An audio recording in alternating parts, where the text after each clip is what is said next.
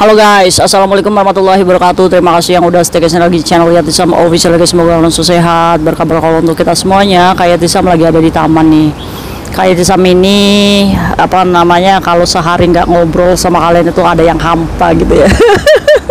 Gimana kalian udah pada makan siang? Gimana kalian, sehat-sehat semuanya? Semoga semuanya dalam lindungan Allah ya guys ya. Terutama teman-teman kita yang masih berjuang dengan penyakitnya, semoga Allah angkat. Yang jelas buat kalian yang masih kesulitan, kayak Yatisam berdoa semoga Allah mudahkan segalanya ya.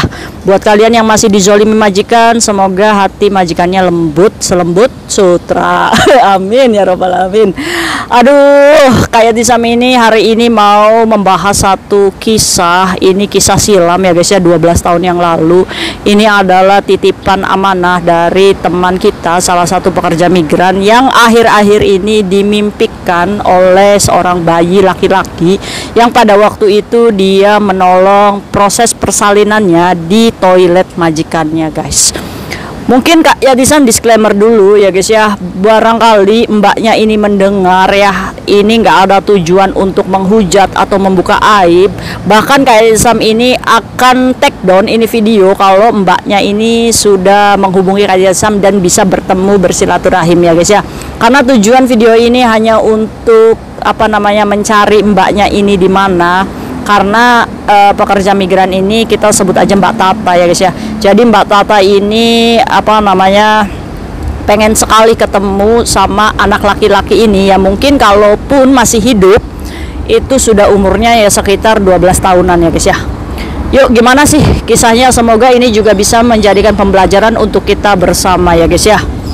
Oke guys, pada tahun 2012 Mbak Tata ini bekerja di salah satu majikan. Majikannya ini memiliki restoran keluarga yang ada di Samsuipo sana. Cuma guys, apa namanya, persediaan bahan-bahannya itu adanya di Satin ya guys. Nah, termasuknya Mbak Tata ini bekerja tidak sesuai job ya guys ya. Karena dia ini dipekerjakan untuk membantu di restoran Samsuipo. Mbak Tata akui kalau pekerjaannya ini memang salah kak, tapi saya melakukannya enjoy. Kalau kalian tahu, Mbak Tata ini memotong daging ular guys. Jadi di Samsuipo itu ada sebuah restoran di mana dia menjual tentang sop ular gitu guys. Nah, Mbak Tata ini adalah orang yang dipekerjakan untuk memberikan makan ular sama memotong daging ular itu. Gila ya, Mbak Tata berani banget. Kalau kayak Yatisam ya, ngelihat ular aja udah jijik gitu ya guys ya. Aduh kak, tapi saya seneng kak kalau saya ngelihat ular yang itu. Tuh kan ngeres. Bercanda ya guys ya, bercanda. Oke, akhirnya Mbak Tata ini enjoy lah tuh menikmati pekerjaan sebagai yang membantu restorannya. Mungkin gaji yang ditawarkan lebih besar ya.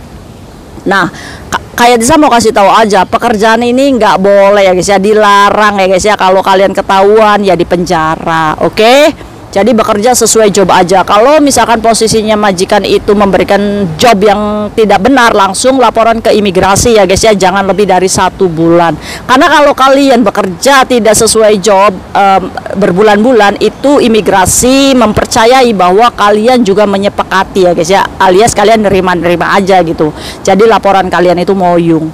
Kembali lagi ke Mbak Tata. Akhirnya Mbak Tata ini ya bekerja sesuai dan bosnya itu memang baik. Nah, posisinya itu restoran keluarga di mana Mbak Tata ini bosnya ini perempuan. Nah, ada bos laki-lakinya itu adalah posisinya adiknya dari bosnya Mbak Tata ini guys, namanya Mbak Atin. Dia punya cece namanya Mbak Atin. Mbak Atin ini bekerja di rumah adiknya bosnya Mbak Tata, itu menjaga seorang anak cacat yang nggak bisa jalan dan nggak bisa berbicara ya guys ya.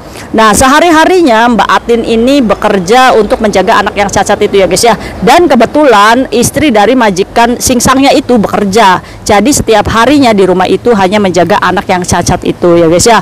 Nah, singkat cerita, beberapa bulan ini Mbak Tata itu curiga sama perutnya Mbak Atin guys. Mbak Atin ini kayak orang mengandung, tapi karena memang Mbak Atin ini postur tubuhnya itu pendek gendut ya guys ya. Jadi dia itu membungkus perutnya itu dengan stagen ya guys ya. Nah, sebenarnya Mbak Tata ini udah ngomong nih sama teman-temannya ya, di situ kan kadang nyapa kayak gitu ngomong sama temennya, itu kayaknya perutnya Atin itu ada isinya kayaknya, karena Mbak Tata ini posisinya seorang ibu loh ya guys ya, jadi tahulah body yang hamil atau enggak gitu ya guys ya. Akhirnya singkat cerita guys, Mbak Tata ini ditelepon tengah malam nih ya sama majikannya. Kalian tahu nggak apa yang terjadi? Yang terjadi adalah telepon Mbak Tata ini berbunyi, "Tata, Pongo, cepet kesini," katanya. Karena kebetulan rumah majikannya sama rumah bosnya si Mbak Atin ini nggak terlalu jauh ya, Mbak Tata ini larilah tuh ke rumahnya. Ternyata apa yang dilihat Mbak Tata? Yang dilihat Mbak Tata adalah Mbak Atin sedang lahiran sendiri guys. Jadi dia itu ada di kamar mandi toilet, dimana dia ini mengeluarkan seorang bayi. Mbak Tata ini tidak bisa menduga kalau Mbak Atin ini akan membunuh bayinya ya guys ya. Kalaupun membunuh bayinya ya wallahualam gitu. Tapi pada waktu Mbak Tata datang itu di kamar mandi itu kepalanya sudah keluar setengah ya guys ya.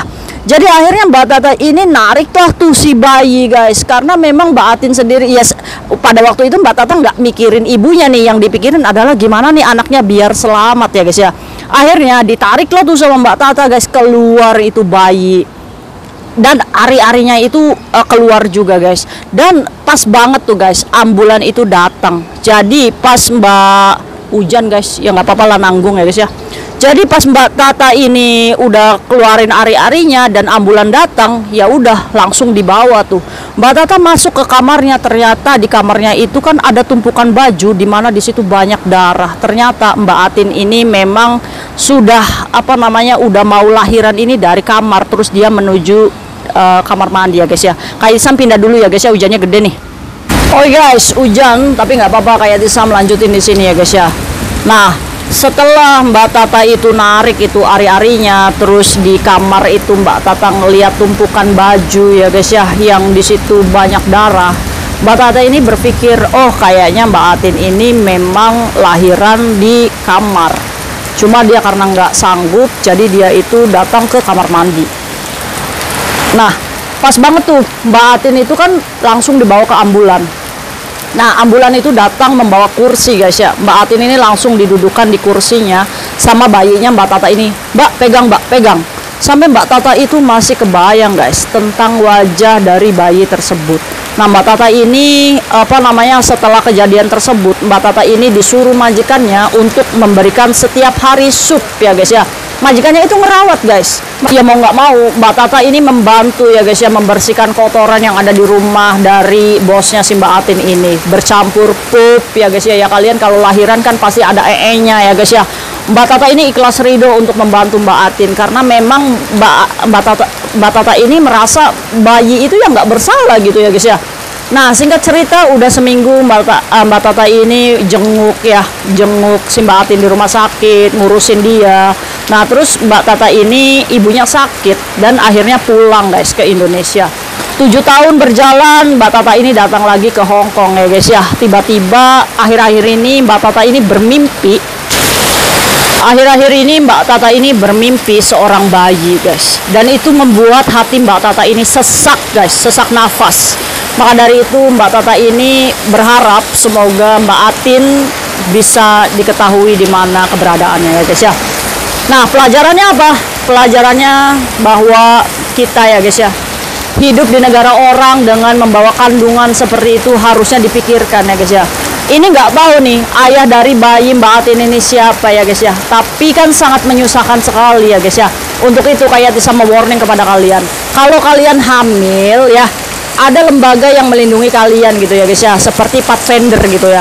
Jadi kalian jangan merasa bahwa nggak ada yang mau nolong kamu gitu, iya kan?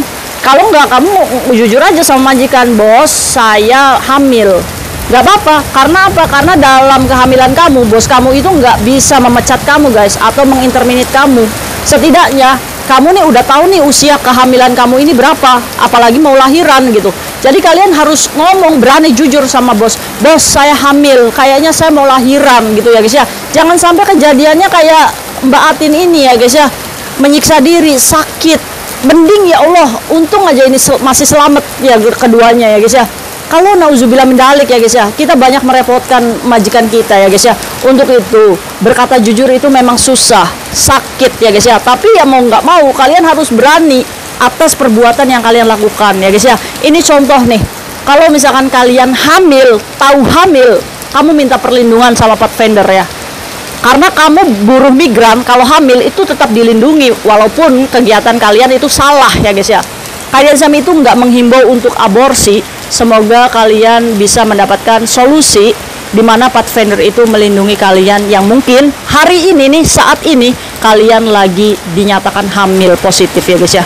Jangan berkecil hati, jangan bunuh diri, jangan apapun itu yang menyakiti kamu dan bayimu, tetap pertahankan karena kamu dilindungi sebagai pekerja migran walaupun kalian dalam keadaan hamil. Oke, mungkin pesannya untuk Mbak Atin barangkali mendengar video kayak Sam, nggak ada maksud lain selain Mbak Tata ingin bersilaturahim, bahkan bisa tahu kabar dari putra Mbak Atin yang kata dokter itu melahirkan di usia 9 bulan dan anaknya ganteng katanya. Wah, gitu ya guys ya, cerita pekerja migran itu memang beda-beda. Kayak sama itu sampai ngebayangin gimana rasanya gitu ya guys ya. Sakit sendiri dari kamar ke kamar mandi, ari-arinya itu keluar, aduh, sampai ngebayangin bayinya itu sampai lahiran itu Mbak Tata yang bantu katanya guys. Amal ibadah juga untuk Mbak Tata, semoga Mbak Tata sehat juga. Buat kita semuanya pelajarannya banyak ya guys ya. Hati-hati hidup di negara orang, pintar-pintar membawa diri ya guys ya. See you next video, bye bye, assalamualaikum warahmatullahi wabarakatuh.